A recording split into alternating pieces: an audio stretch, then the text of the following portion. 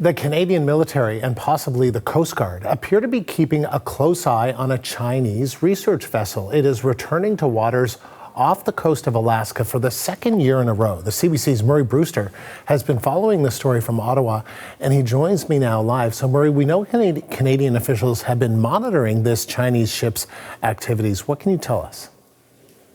Well, Andrew, we were first alerted to this by an independent researcher who does maritime tracking data. The Sir Wilfrid Laurier has been in the North Pacific for the last couple of months. It has been conducting international fisheries enforcement, and it has been also in the waters around Japan. Now, as you can probably see by this chart that we have here, the Sir Wilfrid Laurier was following a parallel course, we'll have to use that phrase, to the Chinese ice research ship, the Snowdragon 2. And it followed it pretty much from Japan all the way up to the Bering Strait. And it's in that area that the Sir Wilfrid Laurier left it. And it's there that the Canadian Air Force seems to have picked up the surveillance of the aircraft. Now, the Coast Guard adamantly denies that it was shadowing the Chinese research vessel. However, the Air Force, in a statement to CBC News just recently, was very clear, and it says that we will continue to conduct activities needed to detect, deter, and defend against potential threats in, over, and approaching Canada.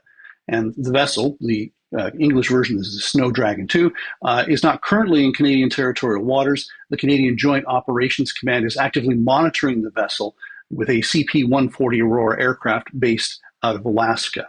So all of this information came from research that was compiled by an independent researcher, and it's now been verified by the Canadian government.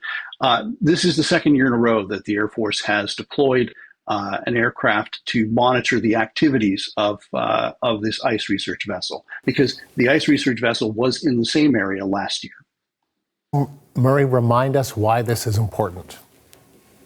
Well, aside from doing scientific research, the Snowdragon 2, according to military experts, is what they call a dual-use vessel. So a lot of the data, seafloor data or geographic data that they pick up, could potentially have a military application. They could also be reporting back what they see. And that is something that has concerned not only military officials, but Canadian policymakers and people who are concerned about our sovereignty in the North. Now, the Coast Guard is being given a beefed up role in maritime surveillance. Is that what we're seeing here? Well, the Prime Minister has said that the Coast Guard is going to move from the Fisheries Department over to the Defense Department, and that the Coast Guard is going to be given a more enhanced role in terms of maritime surveillance. A lot of the mechanics of doing that within the federal government are not complete at the moment, and there is actually still some debate about whether the Coast Guard still belongs with fisheries. However, it may be premature to say that what we've seen this summer is something that the Coast Guard is going to be doing on a regular basis. However, it may very well be something that the Coast Guard will have to do in the future. Murray, thank you. That is the CBC's Murray Brewster in Ottawa.